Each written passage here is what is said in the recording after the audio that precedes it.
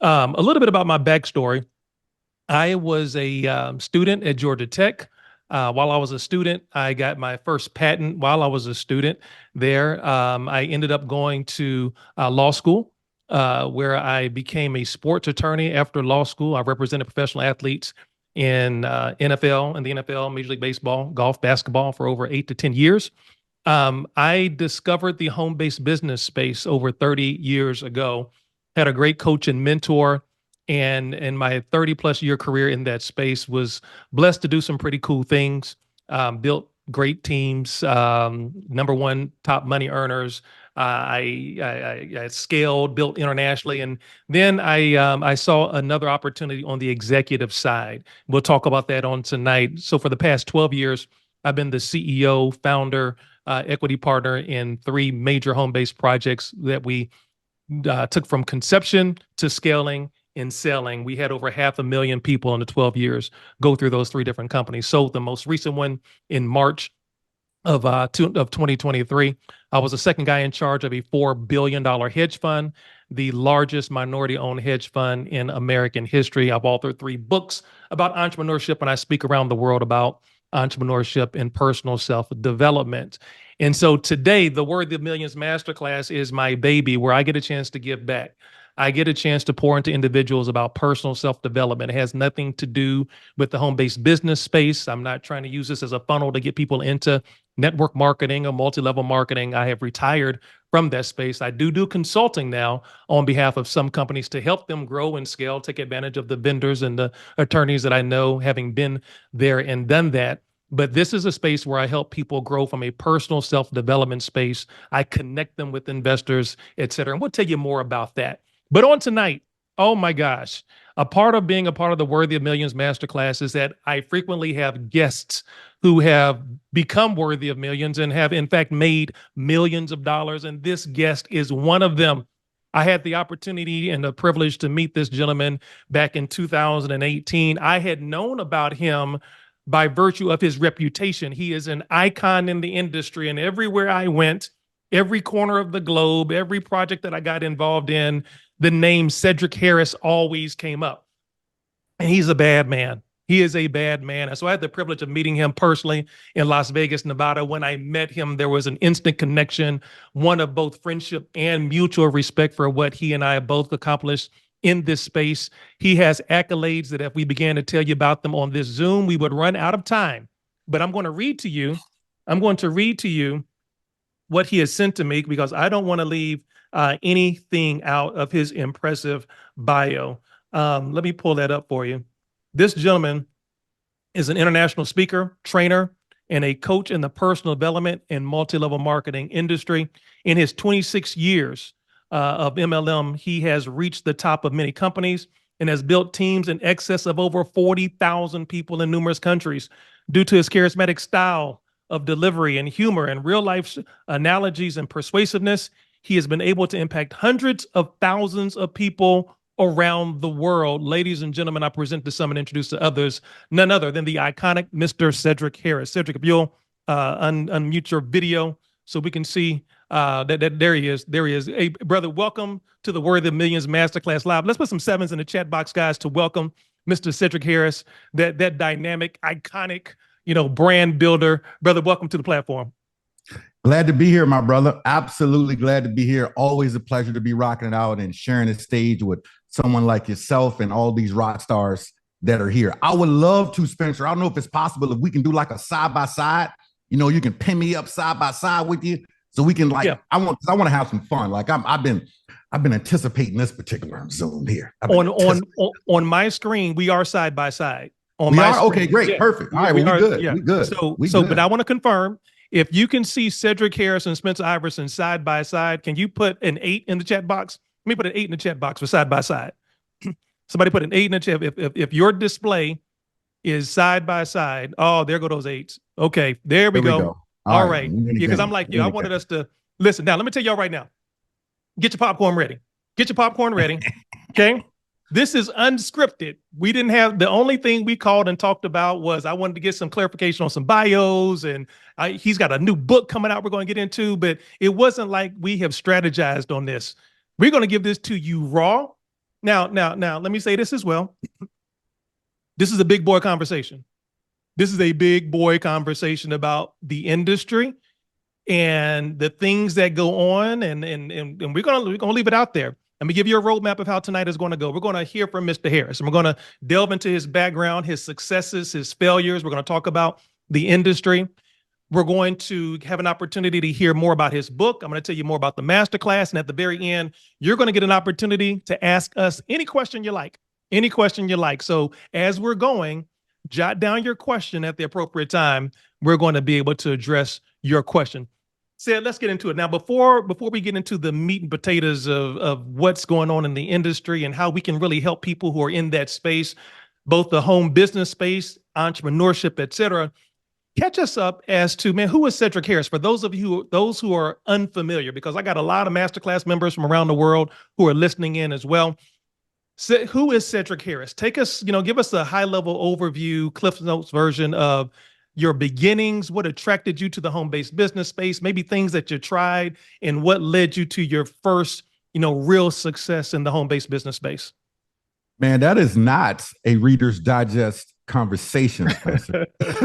Well, take your time, brother. Take your time. Take your time. I wish we could put that in a Reader's Digest type of situation here. But who is Cedric Harris? First of all, I currently live in Tampa, Florida. I'm originally from Richmond, Virginia. Grew up in Richmond, VA, south side of Richmond, pretty much all of my life. The son of a middle class family. My dad was a butcher at a grocery store. My mother was in the insurance arena. And I grew up in the hood. I grew up in the street. I grew up in a place. I always tell people that our house was here, but the bricks were here. So yeah, I grew. My address was here, but the bricks were here, and that's where I really, really, truly grew up at. And coming up, how we came up in Richmond, it was different. I grew up in an area where all we knew was crime, all we knew was drugs. All we knew was making money, and that's how we came up, and how I got introduced literally to the game. It goes all the way back. It literally started off. It started off selling candy at school. I think some people have a similar story of selling candy, but mine was a little different. Mine wasn't like the Girl Scouts or anything like that. It was, hey, Dad, hey, buy me some blow pops and some Reese's cups. Yeah. Like, I need a bunch of them. Yeah. And he's like, what you gonna do with that? And I'm like, I'm gonna sell it at school. Oh yeah. So I started selling candy at school, and I got good at it. I was the candy man. I was, 10th grade candy man, and I never forget it. I never forget it, Spencer. I'm making like $80 to $100 a day. Whoa. Selling candy. George Woods High School in the 90s. Having a blast. I'm at the kitchen table one day and I'm counting my money.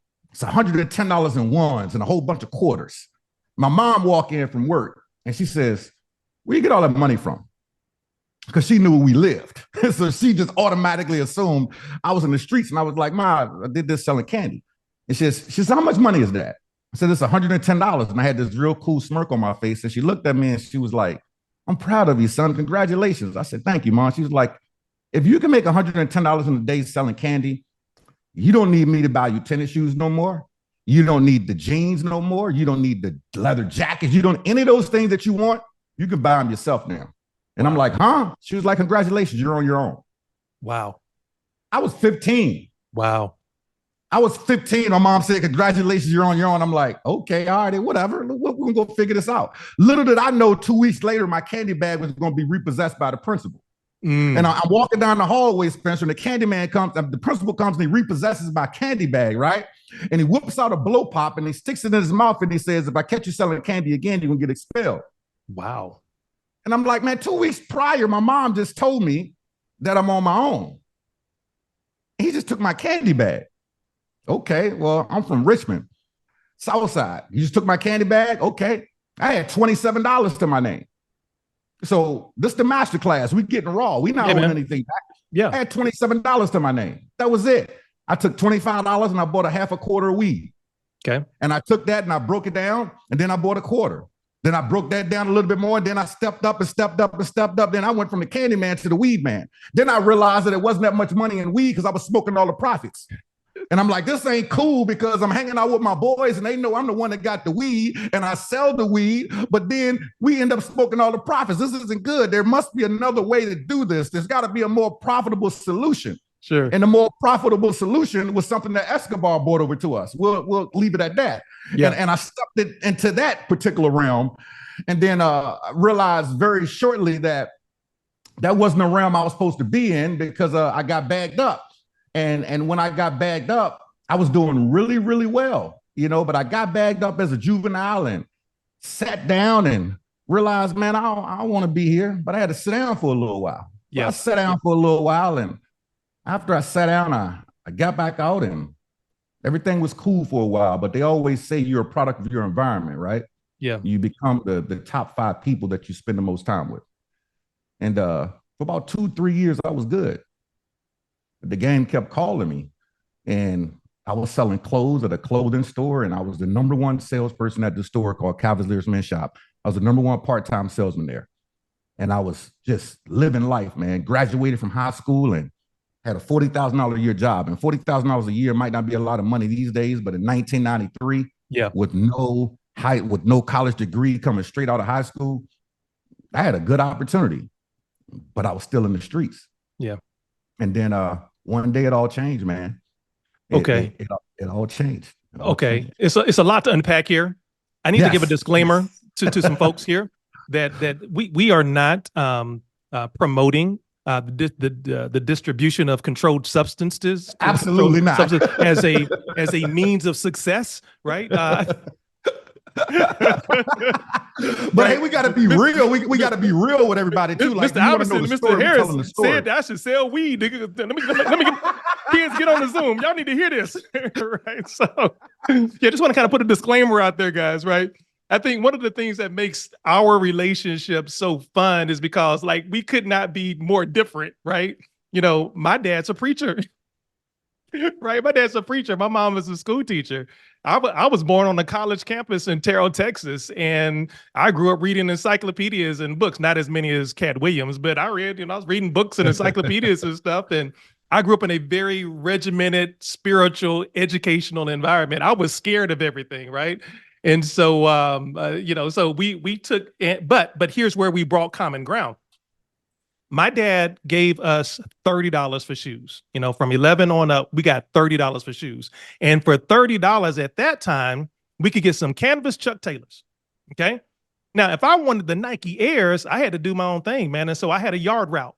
And in South Georgia in the summertime, when it was 90 degrees, 90% humidity, I'm cutting grass. We didn't have one of those powered lawnmowers. I was edging it with a shovel. I had to rake it. We didn't have a bagger. But my point is, I did odd jobs around the city of Valdosta, Georgia, and I learned work ethic. And it sounds like for you, that time that you spent where you got bagged up and you were all the while, you were learning work ethic. You were learning how to maneuver. And I believe that sometimes God puts us in a situation where we are left with one option, and that's forward, right? And I think that was one of the pivotal moments in your life where you're like, okay, you know what, man, this time that I had to spend away, whatever that was, I got to make some different decisions. So take us from that journey. Now things are you're starting to see a little bit of a change, maybe a different path. Take us now from where you were to where you went. So a little bit of a change. And I want to add on to your disclaimer here really quickly. And I'm going to be transparent with everybody here. You see, what I learned about life, here's what I've learned about life. I've learned in life that a lot of people can sugarcoat parts of their story and they can leave this out and that out and this out and that out. And I'm just not that guy. I'm just going to tell you what happened, what it was, and the truth, and not leave all these different pieces out, because too many people will put themselves on this particular pedestal and make you think that they did this, and this, and they don't tell you where they really got it from. They don't tell you the rough. They don't tell you the real story. Every actor that I know, and not that I know, that I've seen, every comedian that I've seen, or whatever the case may be, they all have a story that maybe you don't know, but you see the after effect. And most people need to see the before effect, because too many people are comparing their chapter 3 to somebody else's chapter 17. That's and right. When you start looking at your chapter 3 3 versus somebody else's chapter 17, you never know what happened in chapter 1, 2, 3, 4, 5, 6, 7, 8, 10, 15, or 20. And I'm not ashamed of where I come from. I'm not ashamed of my past, because I can tell you that my life started changing when I started telling people the truth. Somebody asked in the chat, what does bagged up mean? It means going to jail. So let me finish the story. so as we went through,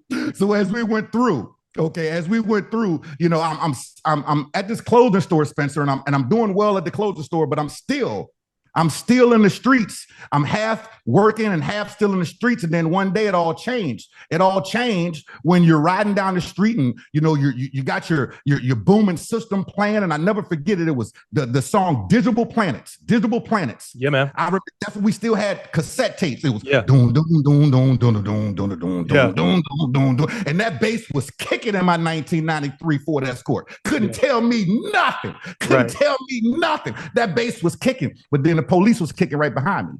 And lo and behold, they pulled me over and they found an ounce of coke in the car, a 380 loaded, a couple of $1,000s in my pocket. And I was 18 years old. And I'm like, I am done. Like, I'm done. I'm 18 years old. This happened in December of 1993. I just graduated in June of 1993. So I'm like, I am done. I go sit down at the jail and I call my mom and I'm like, Mom, I'm in jail. She was like, what you in jail for? And I tell her, she was like, how much is your bond? I said, $50,000. She was like, I ain't got $50,000. Put my dad on the phone. Where you at? I'm in jail. I need you to give me, how much is your bond? $50,000. I don't have $50,000. You shouldn't have got caught. And he hung up. You shouldn't have got caught, and he hung up. He didn't say bye. He didn't say good luck. He said you shouldn't have got caught and hung up. And I'm like, I'm 18. Like, I'm 18. Now I got to face this. And lo and behold, I was so valuable at the clothing store that the manager was losing money that I was in jail. So he bonded me out of jail. And I sat out and everything worked out for a little while. And then I had to go away for a little bit. And I went away for a little bit. And when I came home, I could tell you that my whole life started really, really paying attention to my surroundings. You know, I got sent to a boot camp program where 42 of us went into a boot camp program and only 12 of us came home. And some people tend to think, oh, it was just a little cushy boot camp. I don't think you understand what I just said. 42 of us went to boot camp. 12 of us came home. The other 30 went to the penitentiary. Wow. You go to the boot camp with 10, 15, 20 years over your head. So if you quit or you get put out, you got to go do that time. It was one of the toughest things of my life, because their job is to break you down. That's their job, is to break you down and to get you to quit. And man, it taught me so much about leadership. It taught me so much about me being able to push myself. It taught me so much about lifting, about being around the right people, about surroundings. It taught me things that I knew that I couldn't see anymore. I couldn't talk to my daughter's mom at the time. Her and I were together. I couldn't talk to her for 2.5 months. It was so many things that we could not do, but it was the best learning lesson of my life. Well, the second best learning lesson of my life. And I can tell you, after going through that process, and I came home and nobody wanted to give me a job. People started looking at me funny, just like some people on here that are looking at me funny right now. Shout out to the people that are looking at me funny. I still love you, because we all got a story. But I learned something from my probation officer. My probation officer said, Cedric, stop checking off the box. Stop checking off the box on the application that says you got convicted of a felony. I said, then I'm lying. She said, leave it blank. Then you're not lying. You just didn't check it off. Yeah. So I left it blank. Little did people knew that I was a great salesperson. It's like, give me a job, man. I will sell whatever you got. You have no idea. I am built to sell. And some people gave me the opportunity. And I did it. And got into the food arena and sold freezers and sold food and all this good stuff, and sold clothes again. And then one day, how I got introduced to network marketing, one day, I had one of my reps, company called American Frozen Foods. We sold 6 months worth of meat in a $2,000 freezer at one time. It was a one-call close. And the customer pitched him Excel Communications. This was 1999. Yes, sir. He came to the office, bought in his stuff. Hey, said, I just sold this dude last night, blah, blah, blah. His name is Manley. He told me about this company called Excel Communications. I told him I'm not interested in it, but you might be. Well, the next day, Manly tried to call to cancel because when you wake up and have that buyer's remorse and realize that those steaks were really overpriced, and then you realize that I bought a $2,000 freezer that I could have got for $350 at Sam's Club. He had that buyer's remorse kick in, and as that buyer's remorse kicked in, he called to cancel. And I said, before you cancel, my brother, my rep told me that you got something called Excel Community. What's that? He was like, you should come to the house. I said, yeah, I was coming anyway because you wanted to cancel it. We was going to talk. So I drove to his house, Spencer. And he sat me down and he told me about Excel Communications. And man, I was done. Yeah. I saw what I came from legally.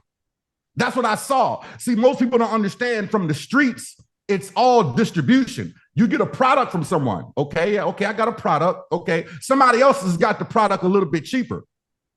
Okay, then there's some other people on the streets that are selling the product for a little bit more. Okay, and then the more people that you have on the street selling more product, the more money that you can make, and then you can step back. Oh, okay. I saw that with Excel Communications. I saw that with long distance. I said, I can go sign up a customer that has a telephone.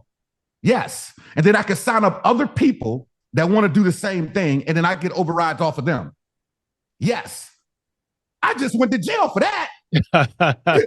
And you telling me this is legal? Right. Okay, I'm in. Yeah. And that was my introduction to network marketing in 1999. My very first year, I made $4,300, and I thought the sky was going to part. I made $4,000 my very first year in network marketing, and man, you couldn't tell me nothing. Bro, that's how it started, brother. Bro, what a fascinating story. And even though we had different paths, we arrived kind of at the same place, just from a different path. I was a first year attorney, 23, 24 years old, 10th floor of the law firm, custom suits, and a gentleman at my church. And I was that guy who you couldn't tell nothing about network marketing. I thought it was an industry for people who couldn't get real jobs. It was just, I watched my dad as a preacher with 6 kids at home in a small town, Georgia. My dad tried everything and nothing worked. I think people were just taking advantage of my dad. And I said, well, whatever dad is doing, I am not going to do, including preach. So I wasn't doing network marketing. I just turned my note. But a gentleman at my church, his name is Floyd Williams. I will always be grateful for Floyd Williams. Floyd said, Spence, I'm watching you travel a lot. I'm in this travel project where you can save money in your travel. You should join. Coming from Floyd, I didn't even know there was he said it was $4.99. I gave my credit card to church. Yeah, put me in. And I didn't even know what it was, right? I started saving on my travel. So one day he picked me up with a guy. He said we were going to a meeting. Floyd owned a marketing company. And so it was Floyd in the front and a guy in the passenger seat in the front. I was in the back. The guy in the passenger seat in the front had on some overalls. He was a meat cutter from Piggly Wiggly in Macon, Georgia. Somehow, some way, money came up. And he was talking to Floyd and said, yeah, I'm at 60,000. And in my mind, I'm like, dude, I'm 60,000. I said, that's great. I mean, he's a meat cutter at a Piggly Wiggly making 60,000 a year. That, man, shout out, bro. That's great, man. No, that's a month. And I was making $60,000 a year as a brand new associate out of law school, out of Mercer University. But then he said, yeah, that was last month, and I'm hoping to do a little bit better now. Bro, I instantly put my ego aside, and I was like, bro, teach me what you know. And see, that was an epiphany for me because I was never attached to being an attorney and all of the things that came. Yo, man, I want to know how you making 60,000 a month for real. Right. And no disrespect, but if this bro in some combat boots and overalls is making 60,000 a month, I'm like, yo, man, sign me up for this program. And that was the motivation because I wasn't looking. It wasn't to me about ego and diplomas and degrees. It was about time freedom. You know what I'm saying? And that's what I saw that they had, man. So, even though we took different paths, I just had that. I'm like, yo, man, I got the work ethic. It's just I thought law was going to be the path. And it ended up being, the industry that really allowed me to get that residual income, man. So talk to me. Let's get into some of these topics, man. Let's get into some of these topics. Man, obviously, you've gone on to have an amazing career, right? You've spoken on stages around the world, organizations in the tens of thousands. You and I were talking offline about the industry that we know today has changed. I can say personally that the industry that I fell in love with 30 years ago doesn't exist today. It's just, I don't even recognize it today, but we'll get into that. Let's talk about mentorship for a little bit, and maybe the role that mentorship played in your journey to success through the lens of network marketing and the home-based business industry. I will, let me back that up for a second. I would say that the mentorship started a little bit before that. The mentorship really started kicking in 2001. I got in the mortgage industry, and that wasn't typical mortgages. You know, we only did VA loans, and it was a one call close. It was only refinances. We came to your house, we sat down with you with a flip chart, hour and a half, 2 hours. You made a $200,000, $300,000, $400,000 decision to refinance your home. The company provided the leads, they paid for our gas. It was 100% commission. I became the number 2 loan officer in the whole country out of 1,100 loan officers. The owner thought it was a fluke. He sent me to numerous different states to see if I can do it there. I did it in all those states. Then he made me a manager, shot me out to Detroit, Michigan, blew that office up, hired, trained, did what I did. Then he brought me down to Richmond, brought me right back home to my the number 1 office in the country at the time, because Virginia is the second largest state for veterans. And this is where mentorship, this is why I wanted to bring this up, because of mentorship. You know, the person that trained me in the mortgage industry was the manager of that office. And Bill Edwards, who is still my mentor to this day. You know, he's one of the richest people in Treasure Island, Florida. He's worth about $800 million, literally, liquid. Yeah. And he sent me to Richmond, and he said, "Say it, I need you to go fix the office." And I'm like, "You need me to go fix the office?" Yeah, I said, "I just left Richmond. I just left there 2 days ago. I was just there for 2 weeks with my family." He was like, "Yep, and you're going back." And I'm like, "You're kidding me. Go fix the office. Bob is driving me crazy." And I arrived, and at the time I was a national manager. And when I showed up at your office, I was like the Grim Reaper. When I showed up, it was give me your keys and give me your phone. Because you knew if I showed up, you were getting fired or something was happening. And when Bob saw me, he said, "Why are you here?" And I said, "Bill sent me to fix the office." And he was like, "Okay, what do you want me to do first?" I said, "The first thing I want you to do is get out of that chair and switch with me." It was like Ralph Macchio telling Mr. Miyagi what to do. But I knew that I came for a mission, because at the time, Bill was worth about $300 million. And he was mentoring me on a regular basis. And when someone that's worth $300 million tells you to do something, and you're 26 years old, and you know, you when you were 25, you made, you know, $65,000, and when you were 26, you made $300,000, and then when you were 27, you made $2.1 million. When he tells you to do something, and you attach a lot of your success to the things that he's been schooling you on, you do it. Yeah. So I went there and I fixed that office, and I took a broken office and I turned it into the number 1 office in the country, and it absolutely exploded. And then he moved me to Florida. He seduced me one day and said, "You know, come to Florida to do our favorite sport. Come out here and go fishing." I said, "Oh, let's do it." And I come out to Florida to go fishing, and I'm on the boat, and he says, "You know, I had an idea." And I said, "What's the idea?" He says, "I was thinking, why don't you just come and be the president of the whole company?" And I said, "Be the president of the whole company?" "Yeah." "Little old me, be the president of the whole company?" "Yeah." "All 28 offices?" "Yeah." "Every single loan officer has to answer to me?"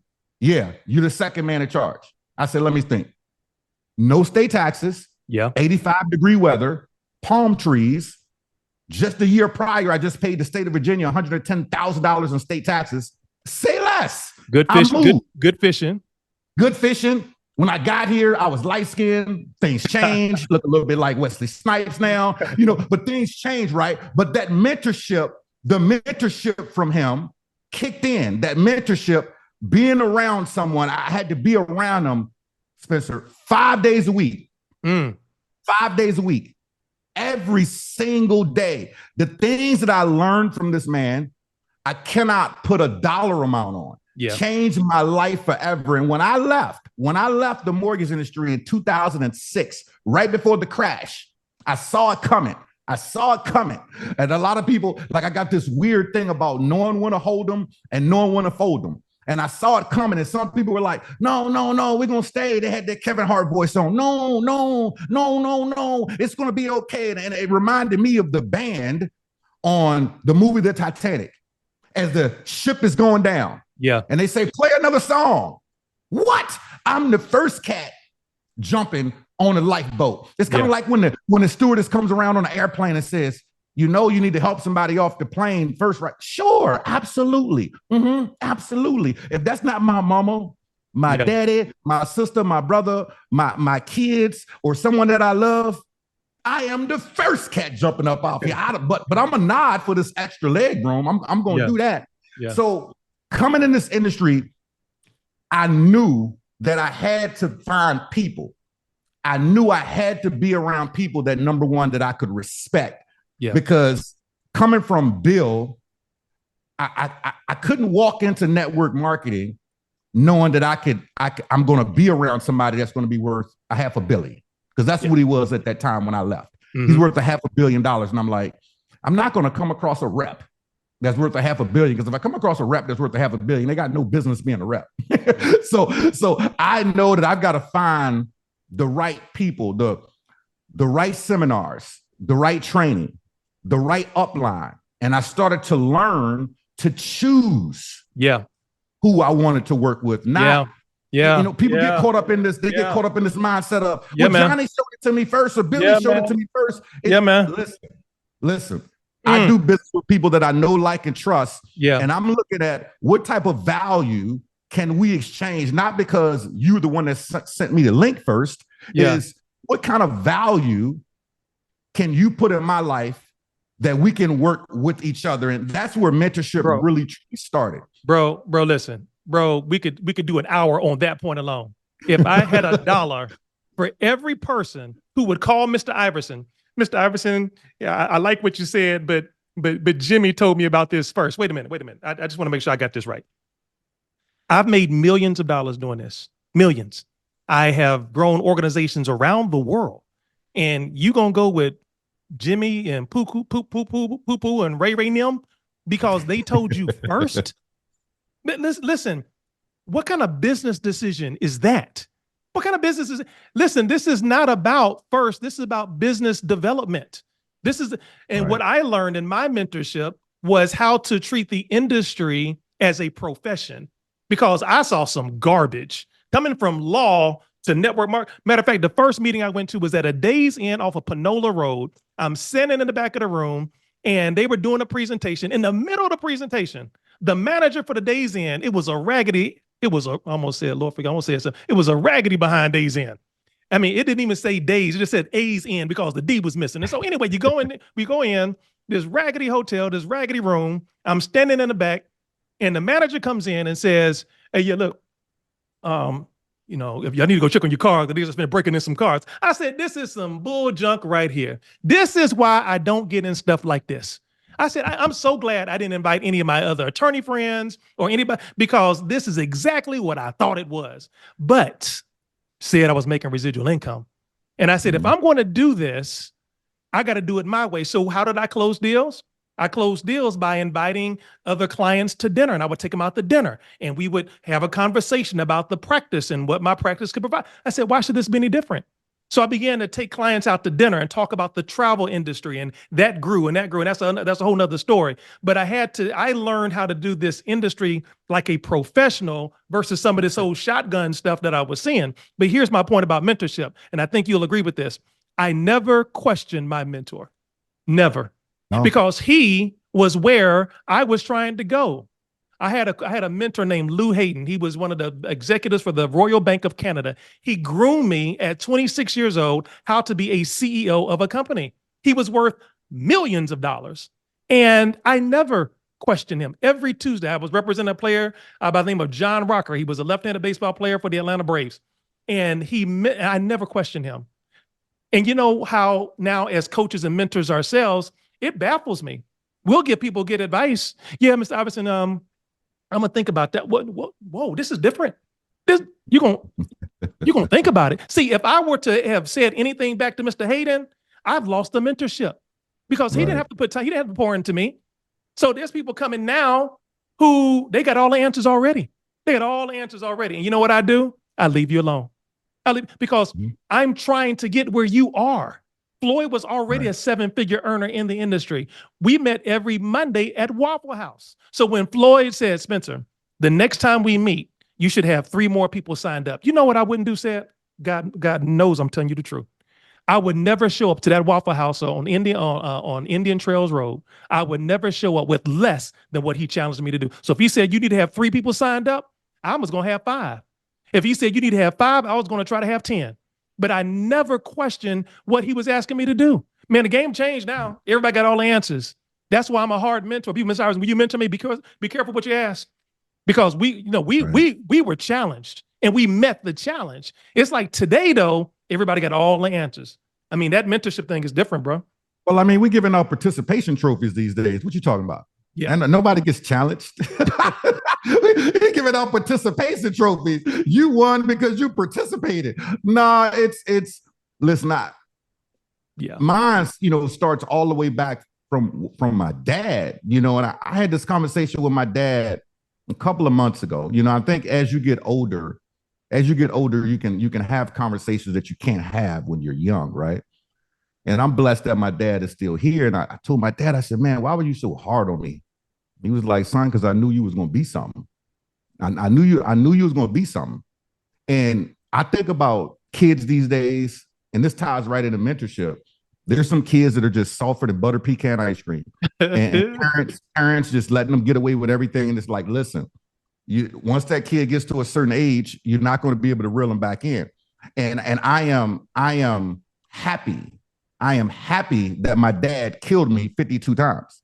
Like legitimately, like my dad killed me at school in front of everybody back when you could get away with it. Today, It's like, oh, the kid's gonna call somebody. So you're gonna catch a case. You're gonna catch a case. Yeah, you're gonna catch a case. Like that mentorship and respect started there. So when you branch off to the world of networking, the mentorship is extremely important. And the people who understand their value, they're going to be very particular with their time as well. Yes, sir. Because why should someone spend time anywhere? You work where you are deserved, not where you're needed. Mm-hmm. You're going to be needed everywhere, but you got to work where you're deserved. And too many people just work where they're needed because they feel good in that environment versus working with the people that are actually doing it. The people that want it, the people that aren't questioning everything that you say, the people that actually want the results. And because it's not going to be easy. It blows my mind how people think that it's going to be easy. Like it is not going to be easy. God is going to take you through some things. You know what I've learned? You know what I've learned, Spencer? Oh, what's that, bro? Get ready to get it. You know what I learned? I've learned to be very careful what you pray for. Oh my God. Oh my God. Be very careful because you can pray for certain things and God is going to sit there. Now, he's not a person. He's a spirit, obviously. No doubt. But in my mind, he's sitting there in a rocking chair like, you sure you want that? You sure? Are you sure? And you keep praying the same prayer over and over and over. Yeah. Please, let me, please. Yeah. And then all of a sudden, boom. This explosion starts to happen. And you're like, I didn't ask for that. No, you wanted pleasure, but first I got to give you pain. No doubt. See, people want the pleasure, but they don't want the pain. See, you ask for pleasure, you ask for this, you ask for that, but first I got to derail you on this. And that's the key element of mentorship that so many people forget. Bruh, listen. You said something, bruh. I literally in my masterclass, the last 7 modules that were uploaded to the school account, the 7 spiritual principles of success, hour plus long modules, 7 of them. And it talks about the principles you can't avoid. When you know the principles, you'll never violate the rules. And you're exactly right. One of the things that we talk about is, man, I prayed for patience. God gave me kids. I prayed for patience. God gave me kids. Oh, you go. Patience? Because you learn, you grow through the things that you go through. So when you want wisdom, be careful. Listen, y'all, be careful when you start praying for wisdom, because the way you get wisdom is through experience. You get wisdom through failure. The more I failed, the more successful I became. But people don't want to do that, though. They think somehow, some way, Said got where he is because he just got lucky, or somehow, some way, somebody hooked him up. No, he worked his butt off, and he went through the failures. He went through the storms, and now he is see, God will take us and navigate us through a storm so that you can turn around and be a tour guide for somebody else. Bingo. See, sometimes though, people sign up 2 people, and all of a sudden, hey, y'all, listen, I'm going to have a leadership call tomorrow. I'm going to have a master. Stop. What? What you going to teach? What in the world are you going to teach? The philosophy of signing up 2 people? Stop. Right. But stay humble. Man, I kept my head down in the game, man. I kept my head. I knew who I was. I knew I was a pretty smart guy. I knew I had a few degrees, but this wasn't a competition about who had the most degrees. This was who could humble themselves, get this information, and become coachable and teachable. And the reason why I fell in love with the industry of network marketing was because Spencer Iverson spent time working in the fields in Valdosta, Georgia in the summertime. I was working on people's roofs, cleaning out gutters and raking leaves. I was painting signs. You know what that was teaching me? It was teaching me work ethic. It was teaching me the value of $1. So I knew that if I got into a game where the only difference between me and you was not about our degrees in education, but was who was going to outwork who, y'all was about to lose because I was about to win this game. But see, people don't want to hear that. They want to hear that. They'll get on another call. They'll join another company thinking that it's a magic bullet. It's a magic flyer. It's a magic system. No, get your butt out there and work. That's what people don't want to hear, Seth. They don't want to hear that. I've done things that people would never do. I've slept behind trash cans. I've slept overnight in airports. I have gone hungry. I've been on stage broke, claiming to be a diamond, and then have a diamond and that's when I had to start leaving companies because I was tired of the lies, y'all. I was tired of the games. And see, companies will allow you to do that so they can keep that residual income coming in from you, parading these folks across the stage. Ain't nobody making no money. See, that stuff got to stop. Say, I'm telling the truth. Yeah, well, you are, but man, it ain't gonna stop. No. You know what I think? I think that we as individuals, we have to learn to build stronger sniff detectors.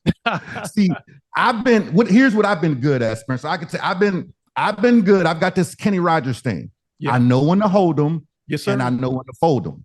And there's been times in my career that people thought that I was crazy. Dude, you just walked away from that. You was the number 1 recruiter in the whole company. You was making $50,000 a month. You just walked away, and then a year later, I look like a genius. And I'm like, no, I have a certain gift, and it's the gift of discernment. Yeah. But it's also, I have a very strong bullcrap detector. And I could smell stuff. And I've learned that everything rises and falls on leadership. So let me give y'all a quick tip, especially when you're looking at companies and you're looking at opportunities. And I use this analogy all the time. And I tell people, I don't care if you like US Air. I don't care if you like American. I don't care if you like Virgin. I don't care if you like United. I don't care what airline you like. If the pilot is drunk, you're dead. Yeah. So you looking at the comp plan. You looking at the product. You looking at the culture. The very first thing I'm looking at is the pilot, because I know that there's a whole lot of comp plans and a whole lot of cultures and a whole lot of great products where the pilots have come and crashed the plane. And it's just something about being on an airplane that is getting ready to crash, and they don't tell you it's getting ready to crash because you ain't in the meeting. You ain't in the meeting. But then you got to go and tell all these people that's been following you, because people don't join companies, they join people. Y'all got to understand this. They don't join companies, they join people. So if they're joining people, I take the responsibility deep. And I've had to come to my people many a times and say, listen, this ain't working. I said, I'm not doing this anymore. We're not doing this. What are we going to do next? I don't know what we're going to do next. I'm going to figure it out, but I'm going to have some faith. I got to have some faith. Yeah, because I don't know what's next, but I know that this plane is crashing. Say, listen, bro. Listen, y'all. Boy, I'm glad I'm recording this. Listen, y'all. There was a company. Golly. The pilot is so important. See, that's why what we're talking about, Sid, is why I transitioned from, I had nothing else to prove from a builder. I had nothing. Right. I'd been to the top of comp plans, teams in excess of 100,000. I had nothing else to prove. What I saw was pilots running straight into, they were kamikazes. They didn't know what they was doing, but they was going to dive bomb and I'm like, shoot, I can run a company. I was running companies before network marketing. I can do this. And I was tired of owners knowing the truth, lying to people. I couldn't do that, man. I walked away. I walked away from a travel company. I won't tell you the name, but the initials are YTB. I walked away because folks was lying. I walked away because folks was lying. Me and Floyd Williams, we walked away. Let me show you how God blessed us. We walked away from that. We became free agents for about 9 to 10, about 6 to 7 months. And then a company called Monavie paid us an industry record $1.3 million each. We signed that deal on Dallin Larson's yacht to make the move from YTB to Monavie. But here's what I've learned about bad pilots. See, when I'm consulting now, or people are asking me to join or whatever, I'm like, look, I don't join companies anymore, but I'll consult. Like you, I'm looking at the pilot. So let's go back to 2018, said when I met you, there was a company that was having great success, but I looked at some of the things that were going on from an infrastructure standpoint because I had already been the CEO of a major company, and I was able to look at the books. I was looking at their track record, how they were paying out. I said, you guys got some cracks in your foundation. And sometimes you can have so much growth that the growth is masking an underlying problem. So they got me on the phone with these two young guys.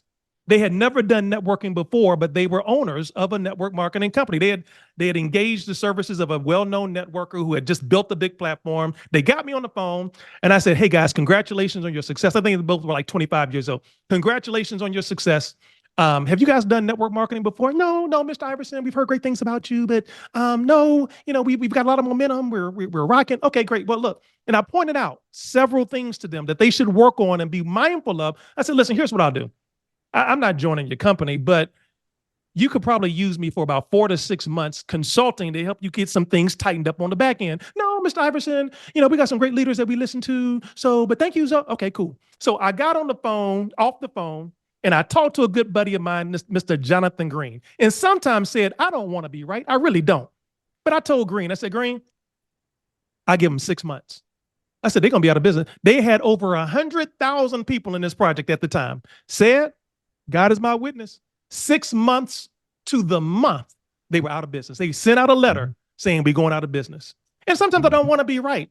But I've been in the game. At that time, I had been in the game for 26 years, and I'm about to jump on a plane with 2 kids piloting who ain't never done network marketing. Right. Shame on y'all. See, at some point, you got to stop jumping from ship to ship, and you don't care who the pilot is. You don't do that with your hairstylist. Hello. Oh man, yeah. I'm gonna go see Shaniqua. She started yesterday. No, you don't do it with your hairstylist. You don't do that with your doctor. You don't do that with your barber. But a network marketing company, you don't even investigate. You just see a brand new compensation plan. You'll run over there because you think you're gonna be first, and and going up in flames. And don't blame them, blame you. No, it's you. Shame on you, right? So man said, man, listen. Let's talk about this. What about spillage? What about spillage? Right? This is getting good. These comp plans, right? He said, man, look, is I'm gonna get some spillage. Is I'm gonna get some spillage. Talk about the mindset. Oh my God. Talk about the mindset of now, not all comp plans have spillage, but in a binary, spillage is when you get position and people are kind of placed underneath you that you don't know because you got them right. Talk about that mindset as a builder, as somebody who's a legitimate builder. Because the reason I want to talk about that is because binaries are still a pretty popular comp plan. But to me, it speaks more to the mindset or the lack thereof of somebody who says they're a leader. Well, they don't want to be in the orthopedic leg. I call it it's the strong leg and the orthopedic leg, or the leg with no kneecap, right? And a lot of people fail to realize that there's certain things that you have to earn. Respect isn't given. Yeah. Respect isn't given. If you think respect is given, go talk to your girlfriend right now, or your wife, or your husband, or your significant other, and do something that you shouldn't do, and think that respect is just going to be given to you. No, respect is earned. Same thing inside of our industry. It's going to be earned as you are moving throughout the ranks. Now, some people will have a track record that they made $1,000 a month, and that's $1,000 a month is good money. $500 a month is good money. Like the average person that lost their home to foreclosure last year was $400 a month away from keeping their house. No so doubt. we've got to stop walking over and thinking that $400 a month ain't good money. That's right. Or $500 a month isn't good money. But the mindset of how many people are going to be placed under me means absolutely nothing when the reality of it is that that's in your strong leg anyway. And if you are looking, thinking, well, I'm not going to do anything.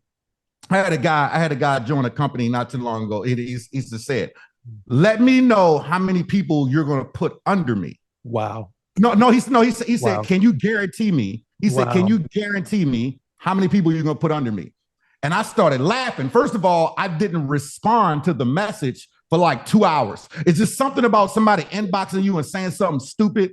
And because I consider Jesus first in my responses these days, I have to catch myself sometimes, right? No doubt. Somebody would have sent some of this stuff a couple of years ago, and there's some people that are on here that know me very well. Let me know if you know me very well in this comment section.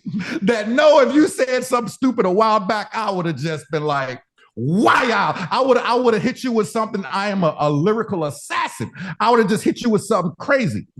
But so I have to step back now. I'm thinking about Jesus first, right? And I'm trying to move a certain way these days. Yeah. Let the Spirit use you. Let the Spirit use you. Go ahead, brother. And it's a process. Like we all break because we're all imperfect, but it's a process. So I just let him sit there for a couple hours, and he hit me back, and he was like, "Say, did you get my message?" And I'm like, "Yeah, I did, but there's only 2 guarantees that I know of." And he was like, "Well, what's that?" I said, "Taxes and death." That's it. I didn't respond to anything else. He was like, "But how many people that you're going to place under me?" I said, "I don't think you understood. There's only 2 guarantees I know of, and that's taxes and death." I'm not guaranteeing anything, because when somebody walks in with the mentality of, what are you going to give me? These are people that aren't going to do anything. And we as a people have to learn discernment when it comes down to who's going to work. See, Michael Jordan never said what he was going to do. He just did it. Right. And every person in my 2+ decades of being in this game that has said that they was going to do this, and this, they ain't do it. Yeah. And so I don't when I'm talking to owners or leaders or whatever, I don't tell them what I'm going to do. I don't tell them that, because first of all, I might not do nothing. You might make a dummy move in 48 hours, and I might not do a thing. You know, I might be gone in 30, 60 days. I don't know, because I am committed to my family. Like, I'm not married to the deal.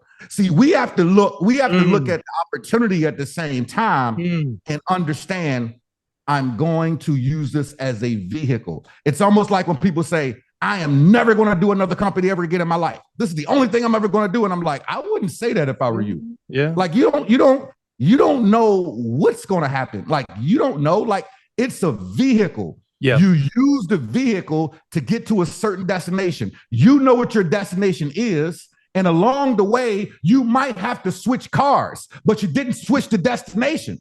If I left Florida right now in a Maserati, and I knew I was on my way to Richmond, but that Maserati broke down in Tallahassee, I'm going to have to get a rental car to continue that trek. That's right. And if that rental car breaks down in South Carolina, I got to get another rental car that's going to take me from South Carolina to Virginia. Yeah. The destination was still the same. The destination was, I'm on my way to VA to see my parents and to see my kids and to see my grandkids. It didn't matter what I left with. Yeah. It didn't matter that I left in this car. What matters is, did I get there? So some people have to understand, what's the destination? Is the destination a fulfillful life? Yeah. Is the destination you having a bigger house? Is the destination you being a better leader? Is the destination you being a better husband? You being a better wife? You being a better person? What's the destination? Because I can tell you, all network marketing is personal development with a product attached to it. That's all it is. That's what it should be. That's all it is. Now it's changed. It's changed, bro. That's all it is. That's all it is. Bro, listen. And you and I talked about this. These bot companies, that's why the masterclass right now, I am in negotiations with 5 different bot companies. You know why? Because it is the sanitization of the network marketing industry. All they've got is a bot. That's all they got. And people are running to these bots trying to get rich quick. Guys, I could tell you a lot about it. I highly advise against it. I don't care what the scheme is. Don't get me Anyway, started on that, yeah, man. yeah. I don't care what the Don't get me scheme started on that. is, but I'm telling these owners, okay, listen, I don't believe in your bot, but let me tell you how to retain people better. Because the network marketing that me and Sid grew up in, that at that time period, if you weren't benefiting from the product, if you weren't benefiting from the service, why was Miss Jenkins still coming to the meetings? Why was Miss Jenkins still coming to the conferences? Do you know why? Because of personal self-development. There was Yes. that is the glue that is in this industry. She was learning how to be a better wife, how to be a better mother, how to be a better employee. She was given some edification. She was walking across the stage and somebody gave her a feeling of self-worth because the only place she was being celebrated in her life was at the weekly meeting, thanks to personal self-development. But now all we want is a quick fix. We just want a bot. We want to put $100 in, and then somehow, some way, see that turns into $1 million at the end of 12 months. Ladies and gentlemen, that is a violation of a biblical principle. That's not stewardship. That's uncertain riches. The Bible says to avoid those. And so, as an owner of a company for 3 companies over 12 years, when people were coming to my office wanting a deal, and they were like, well, Mr. Iverson, so I'm gonna get position. So, how much spillage you think I'm gonna get? Okay, instantly, here's what I'm giving y'all some game now. As an owner, as a CEO, you have just disqualified yourself as a leader because leaders don't ask for spill. They just come in and produce. I never asked for nothing. Never asked for nothing. I just went in and did it. Now you were given some things though. Sometimes you don't have to ask. Ain't no doubt about that. Ain't no doubt about it. I'm gonna tell you. Sometimes you don't have to ask. So there was a period of time in the game in the industry where I was a free agent. And the hardest thing for a company to get, a new company to get, is a leader. I mean, think about it right now. Look at the old sorry Atlanta Falcons. The Falcons, sorry, but the Atlanta Hawks right now. We don't have a bona fide player. So free agency is about to start where we need a piece and we are willing to pay top dollar for a piece. Well, at one time when we left the travel company, it was a period of time where a company called Monavie, they did not have a strong African-American presence. All of their leaders didn't look like brown skinned folks. So they saw what me and my partner Floyd were doing. They saw we had just, written a book and it was going crazy, all kinds of stuff. They flew us in, wined and dined us. They closed off a section of Busch Gardens in Tampa, Florida. We picked us up in a stretch limo, flew the private jet into Atlanta, PDK Airport, and put $1.3 million each on the table. Yes, but we had shown value to the industry. Right.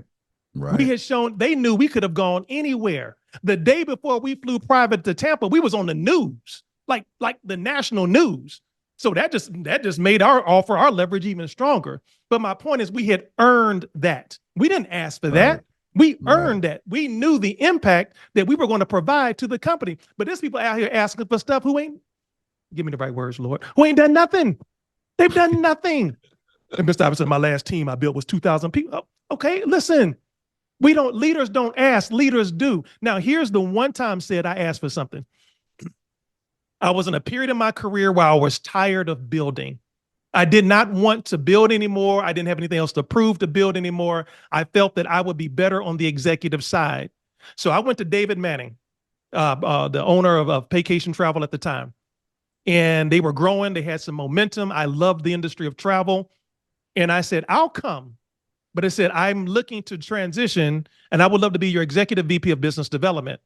And he said, well, Spencer, we've got 2 people who already want that position. And they're big. And I could call their names. They were icons in the industry, big time builders. And he said, Spencer, they haven't hit diamond yet. They've been in for 3 months. I said, I'll tell you what, Dan, let's do this. If I go diamond in 30 days, I said, what's the record? And he said, well, somebody came in and put in 1,000 people. I said, if I break the record and go diamond in 30 days, I want to immediately, and I negotiated, I want to immediately be named the executive VP of business development. I want to begin to help you with marketing, branding, international expansion. He said, you got it. They flew to Atlanta. We met at Houston's restaurant at the time. It was right across from Lenox Mall in Atlanta. It's since been shut down, but we agreed. And in 30 days, we put in 2,000 people, broke the company record. I was named executive VP of business development. I do. I don't say, I do. And so I came in and produced. That's why I can mentor and coach now, because I do and have done what I'm coaching you. So when people come and, well, Mr. Ivan, thank you for the advice. I'll see. You'll see. You'll see. See, said we cut from a different cloth. The industry that we knew is different now. And you're right. People are just, they want too much. They don't stick and stay. And a lot of times, and now let me give you some game about some of these owners. Okay, y'all get ready to take your notes out. Listen. Well, let me pause real quick. Say, I don't know if we talking to the right crowd. I don't even know if we talk.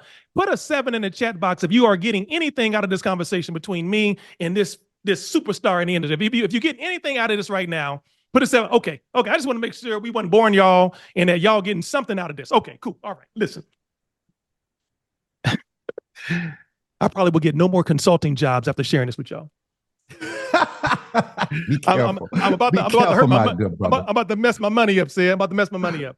Be careful, my brother. Oh, dang. Lord, I'm putting a step in it. Listen, I'm telling you what I know, not what I heard.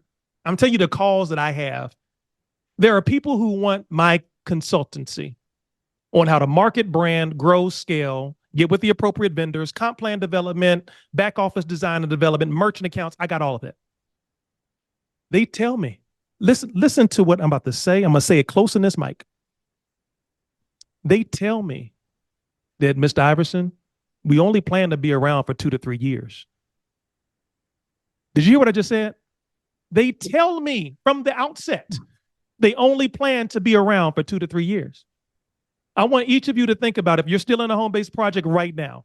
Now, there are some legacy companies out there, Melaleuca, Prepaid Legal, Isogenics. There's some but there's some stuff that's coming up, and the owners that I've talked to, they know they only going to be around. Because think about it. If they get 5, 10, 15, 20,000 people paying 100, 200, they're going to pull in $5-10 million, have about a 40% payout. They're going to be able to keep maybe 2 of that, run that play for about 2 to 3 years. They're going to have about 6 to 10 million. Call it a day. Oh, guys, compliance, SEC, And now you left thinking that I was going to leave this to my kids. Y'all quit listening to that lie too. Quit listening to that lie. Listen, ladies and gentlemen, with this compensation plan, you'll be able to leave this to your children. Stop, y'all. Lies. 2 to 3 years. They know that. They come in, they start the company knowing it's a 2 to 3 year game plan. They're going to take those millions and then pivot into real estate. They're going to buy crypto or maybe start another game all over again. That's the real, y'all. But what do we do? Oh, hey, y'all. Hey, say it. It's a brand new company. Listen, say it. It's a new company. They just get, and then we run and get in position, run and make them some money. It crashes, and the cycle continues. And I just sit back and look. That's why I don't do it anymore. Because I'm tired of breaking people. Let me throw in a quick disclaimer here really quickly. Okay. I feel like it's a disclaimer moment. Okay. For those of y'all, there's some things that I think you're hearing from Spencer as well as myself that I think that you should all understand. First of all, we love this industry. Yes. What we're doing right now is just kind of telling you some of the things that maybe you haven't heard or you might not understand. And there are some great companies that are out there. There's a lot of great companies that are out there. You just have to be very, very discerning. And it's one of the reasons why I wrote my book, because I break down what to look for. You have to be very, very discerning right now because of the options and what people might end up doing. I mean, imagine getting married and your future wife says, we can get married, but I only plan on being here for 2-3 years. Like, it's like, really? Like, okay. I mean, yo, man, look, where I'm at right now, I'll take it. I'm single. I'll take it. Listen, the game is hard, man. I'm not. I have learned to speak on topics that I'm really good at. So I'm gonna leave it at that. So I won't speak on that topic. So we got to come back on another session and talk relationship stuff. I've learned to speak on topics that I'm good at, my brother.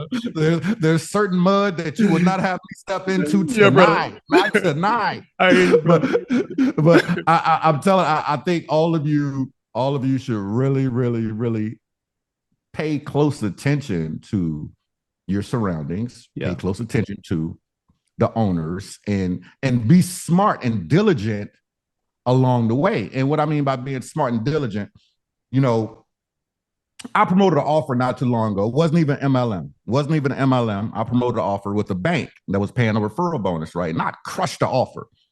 And I had a friend of mine, really big in a network marketing company, said, I can't believe that the company, that the owners are mad that I'm promoting this, and it's not even MLM.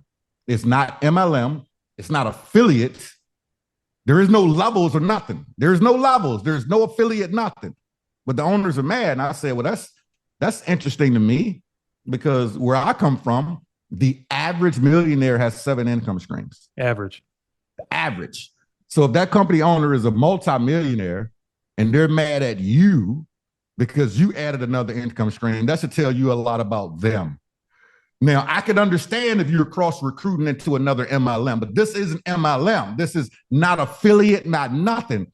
It's just the fact that, hey, don't take your eye off of this ball. Like, I own you. That's why I'm so big on reading your T&Cs. Less than 5% of the entire industry reads the terms and conditions. Less than 5%. And most people don't see the gotchas. And then they wonder why they end up getting sued, or this happened or that happened, and blah, blah, blah, blah, blah. I have learned to X out certain things inside of the terms and conditions. There's certain ways to be able to do it. We won't talk about it tonight because this is being recorded. But at the end of the day, it's like, listen, I got to think about signing stuff that's got premature gotchas in it. Yep. This is a premature gotcha. Like you gotta stop it with that. I had a company I resigned from, Spencer. This is a funny story. This is a funny story, man. And the company rhymes with Cialis. I resigned from this company long time ago. In the words of Bernie Mac, long time ago. And I'm the number 1 recruiter at the company, and 5 out of the top recruiters in the company, 4 of them are on my team. We absolutely crushing it. On April Fool's Day, 2010, 2011, whatever it was, I resigned from the company. I was still doing $45,000 a month in income. Now, most people would be like, you ain't walk away from 45. Yes, I did. And my ex-fiance, because I built her a position, she was making about 20 grand a month, doing nothing. She didn't even know how to log in. She didn't even know what the login was. She was lucky. She was in the right place, right time. She didn't know what the login was, but she knew what happened on the 15th. And I knew that she had to ask me for no money because she had 20 grand. What'd you ask me for? You got 20 bands a month for nothing. Won't you do it? Well, I resigned from this company, and I understood what I was doing. And I told the owners before I resigned, I tried to have a conversation with everybody, and nobody wanted to talk. And I said, guys, we should really talk. And I tried that for a month, and nobody would talk. So then when I resigned, because I did it on April Fool's Day, they thought it was a joke. The video is still on YouTube. They thought it was a joke. Then I started getting a phone call, said, is this real? I'm like, I tried to call y'all. So then they shut down my ex-fiance's account. 20 grand a month. So she comes in the office crying. And I'm like, what's wrong with you? They cut my stuff because they sent the email. They cut my stuff off. I can't get the 20. And I'm like, huh? You ain't had nothing to do with me. Yeah. Now we got a problem. It's kind of like you can say something to me, but you can't say it to my kids. Yeah. You know what I'm saying? It's like, there's certain things that you just can't do. And I'm like, huh? So I, politely emailed them and said, hey guys, you have 15 minutes. Yeah. Out of the 3 of y'all, you got 15 minutes to call me. And at minute number 16, if I don't get a phone call, there's going to be a problem. Now, I'm not going to tell everybody what I said. Because I'm being recorded. Certain Bible verses. Mentality. Everything is now. I still got a certain mentality for y'all ain't figured it out yet. So I ain't going to tell everybody what I said. Let's just say within 4 minutes, I got the phone call. And by minute number 6, the check was back in her hand. By minute number 10, the money that I resigned from, they had to pay me for another 1.5 years. Yeah. And I walked away from it. But I was so pissed off. And basically what I had that was so deep, that was so deep that nobody wanted to be out. I'm like, okay, now I want my check back and her check back. But you walked it, doesn't matter. I know I walked away, but now you playing with my intelligence. Mm-hmm. And my dad taught me a long time ago to pay attention to people who like to play with my intelligence. I always tell people my favorite saying is, I might talk slow, but I ain't slow for real. And I really don't talk slow.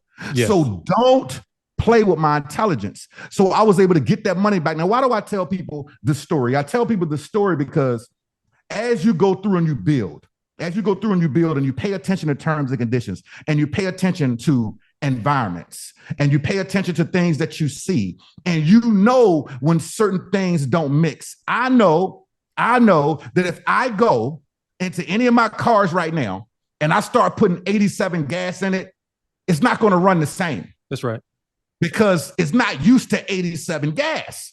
So over time, it's not going to run the same. I know that if I'm in a company and I see certain things, and I know that there's certain principles that if you break them, it is going to be your demise.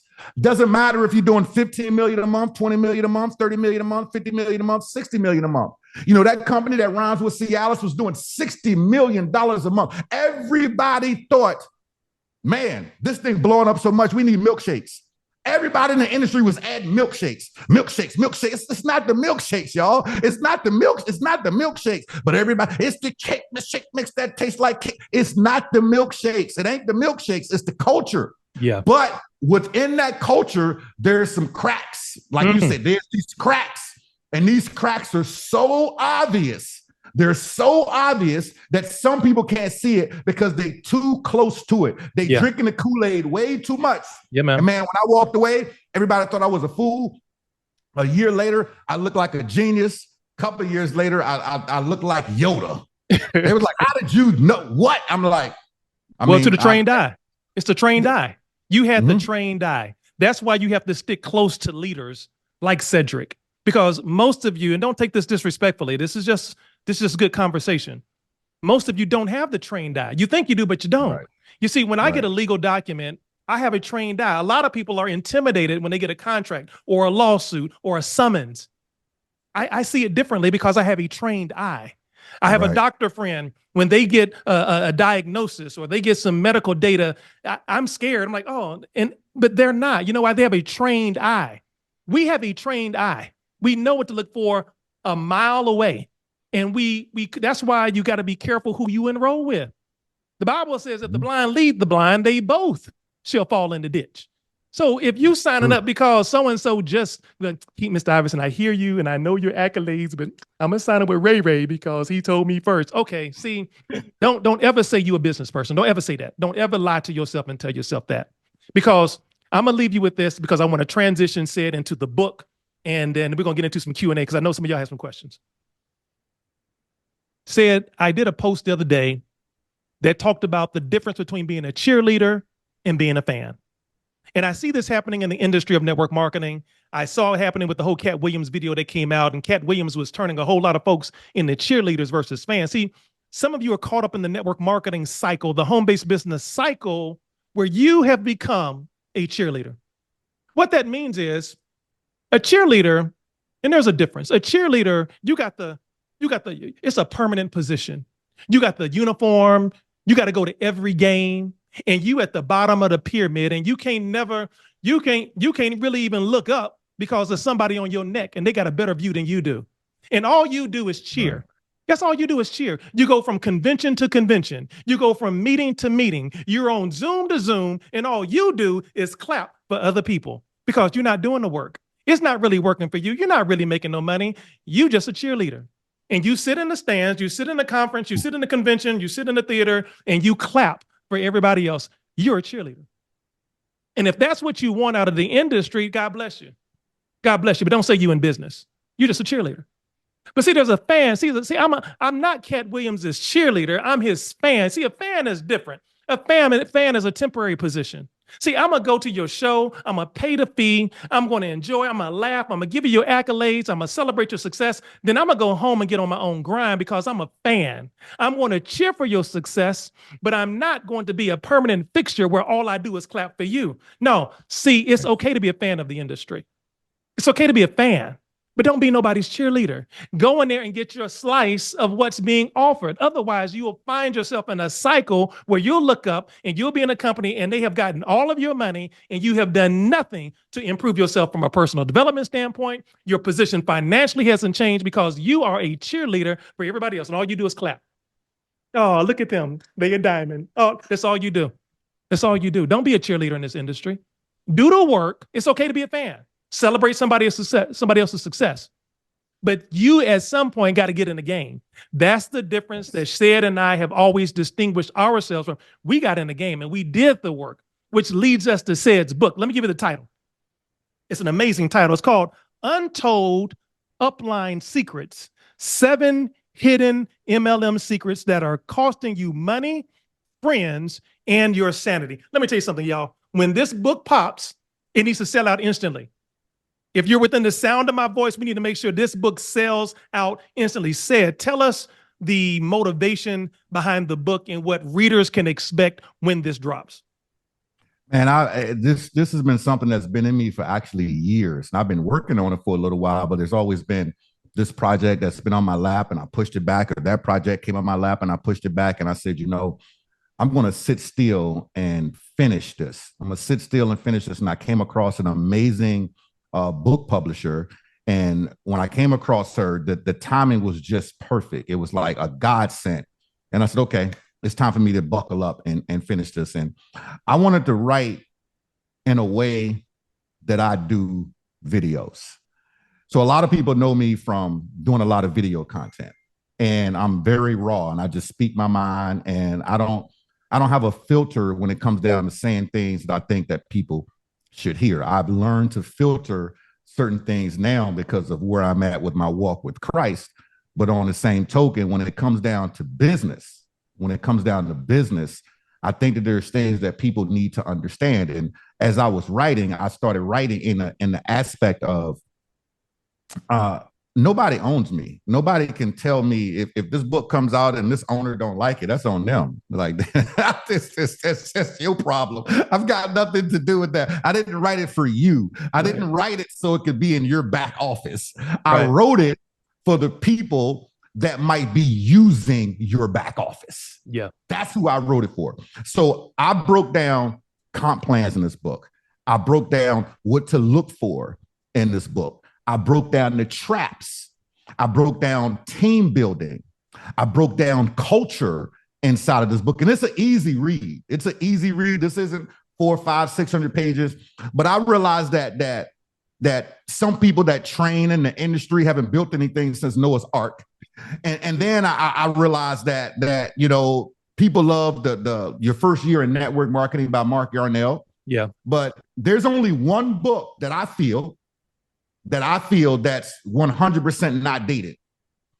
And that's the Bible. No doubt. Now, some people might say, well, Think and Grow Rich. Think and Grow Rich is a great book. It's a phenomenal book, but the principles still come from the Bible. So you can already say that, okay, well, yeah, that book isn't dated. There's certain books that fall inside that category. But when it comes to network marketing, what has changed in the past couple of years? When Mark Yarnell wrote a book, was TikTok around? Right. Was Facebook around? Was YouTube around? Was Instagram around? Was email marketing? Was retargeting? All these different ways. One of the reasons why people are lazy in the industry right now is because they can make $2,000, $3,000 a month shaking their butt on TikTok right now, or doing funny videos or whatever. Facebook is paying you, Instagram is paying you, YouTube is paying you, TikTok is paying you, Instacart is paying you, Uber is paying you, Lyft is paying you. There's a million ways to make $1 million. And the truth of the matter is the average person only needs to put an extra $300 to $500 a month in their pocket, but everybody wants to make $10,000, $20,000, $30,000 a month. Yeah. An extra $300 to $500 a month changes people's lives. So I break down inside this book the current trends. I feel like the way I wrote it is going to end up being timeless, because I wrote it with the mindset that I knew that there were going to be things that are going to change. And if the industry changes that much, and if it evolves that much, then there will be a version 2. But I realized that somebody needed to write something raw. Somebody needed to write something in a way that people can read it and be like, yeah, yeah, I I've love it. been through that. Yeah, yeah, that happened to me. And I've got a lot of stories. I've got a Yeah. lot of experiences in this industry that I'm not speaking from, oh, I did this 30 years ago. I did this 50 years ago. No, I'm speaking from something that happened 2 weeks ago. I'm speaking for something that happened a month ago. I'm speaking for something that you can go verify, very easily. And I know that one of the things that God does not like is people who lie. No He, doubt. he, He he, he does, not, he hates it. does not like people. He He does hates it. not like people who lie. There's life and death in the power of the tongue. Yeah. So you will not find any embellishments in my book. It's all the truth. That's why it's called Untold Upline Secrets, because it is going to be the truth. And it's the truth that some of your uplines may have never told you before.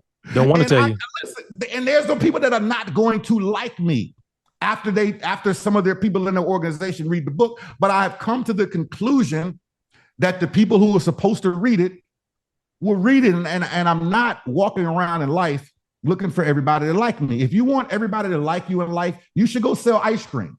Because everybody that walks into an ice cream shop, they're happy. They like you, especially if you've got 100 flavors of ice cream. By default, you're going to have their flavor. No doubt. So if you just want to please everybody, sell ice cream. But you're going to go through life. And there's going to be some people that aren't going to like certain things that you say or certain things that you do. But this is one of those uncut, raw books that's going to be releasing here in the next couple of weeks. And, if people want to get on an early bird list, we got to wait for them to get on the early bird list. I'm going to show you guys now, because now, guys, I want you to hold your questions. We're about to get into Q&A.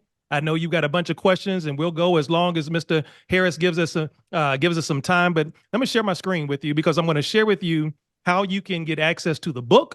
I'm going to share with you more about the masterclass, and then we're going to get into your questions. So get ready for your question. I'm going to share my screen here, and you all tell me. I got some announcements as well. Can you all see my screen? Yep. Okay, cool. Guys, next week, the next master, again, these first few sessions for 2024 are open to everyone.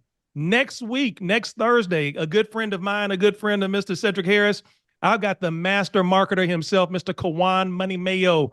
He's going to be on talking about internet marketing secrets. How do you become dynamic on that platform? Mr. Cedric Harris just talked about that was not around when Mark Yarnell wrote Your First Year in Network Marketing. The internet. How do you become dynamic on social media? This guy knows all the tricks to the trade and is going to be spilling he's going to give you all the hacks. He's going to give you all the cake next week on this same Zoom link next Thursday at 7:30. You do not want to miss it. Now, this is one of maybe 3 more that I'm going to do that's open to the public, because the rest of the masterclasses are usually only for masterclass members only. Now, I want you to make sure that you screenshot this.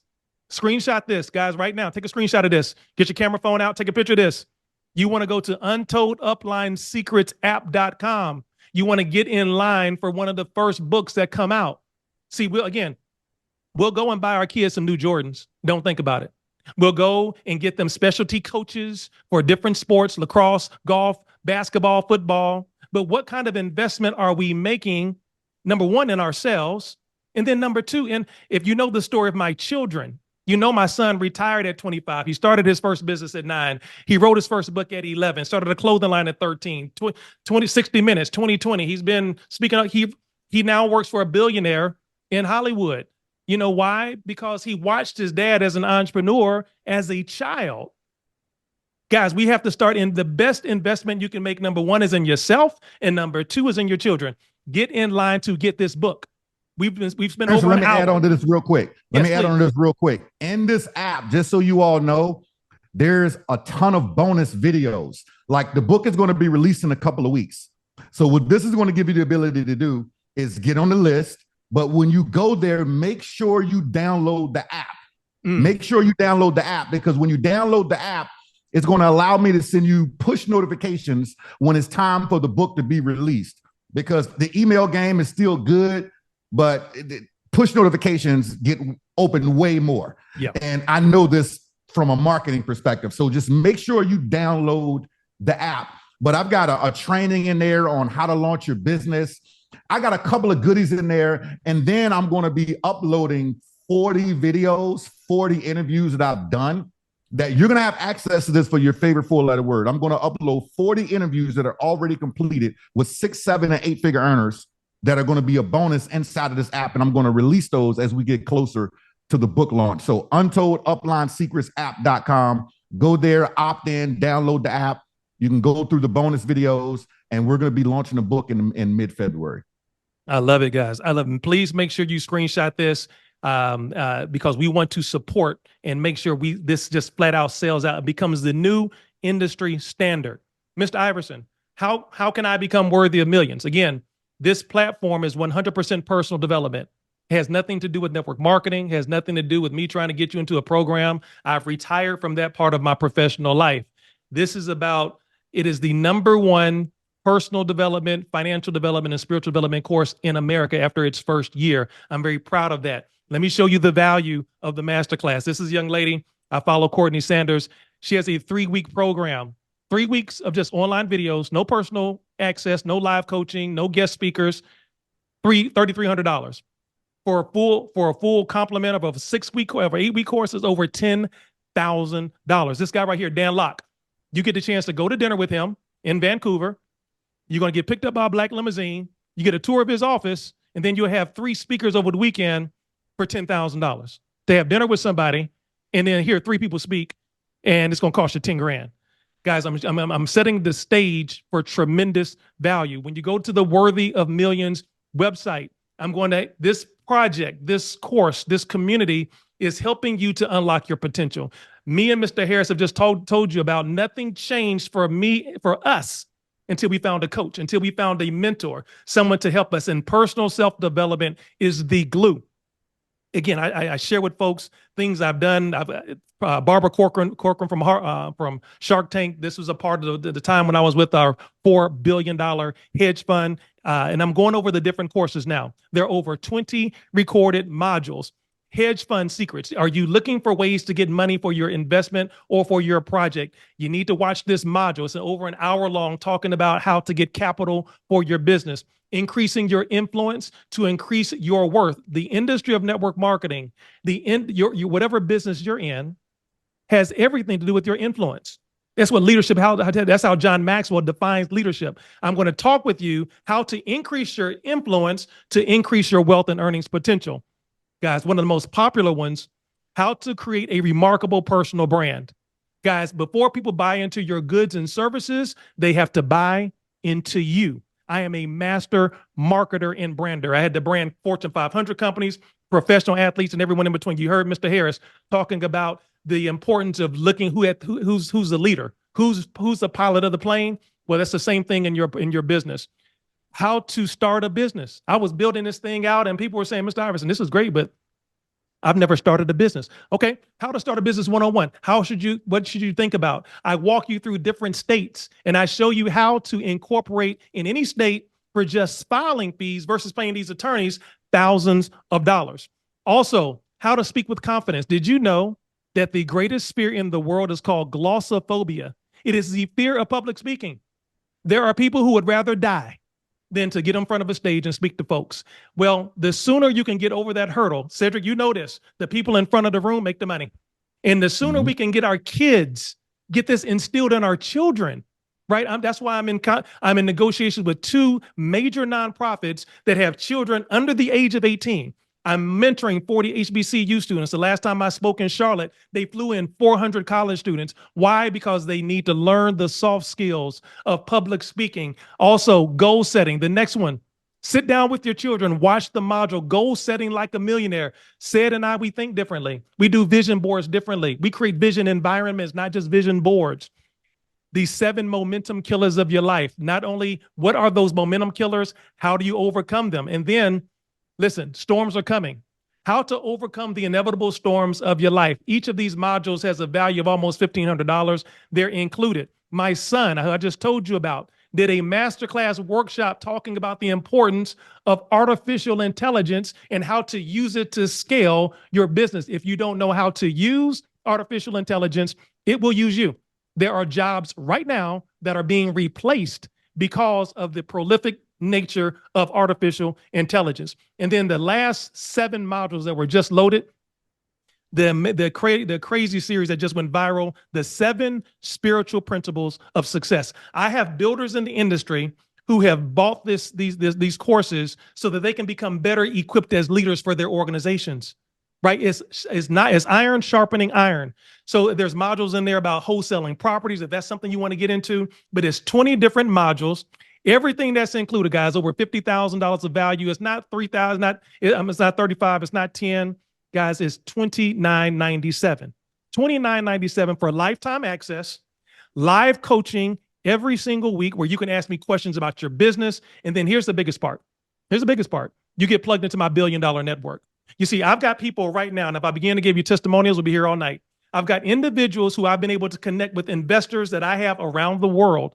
I'm involved in a multi-billion-dollar negotiation right now for a gold mining project in Australia. And I've got even now my network has grown even more. So people come into the community, and based on what it is that you're doing, I'm able to help plug you in and get you in front of people who can help invest in your business. So thank you, brother. I'm coming to Tampa. We're gonna do some fishing, brother, real soon. Let's make it happen. Yes, Let's make sir. it happen. I look forward to it. Everyone, have a blessed night. Good night. Thanks so much. Good night, everybody.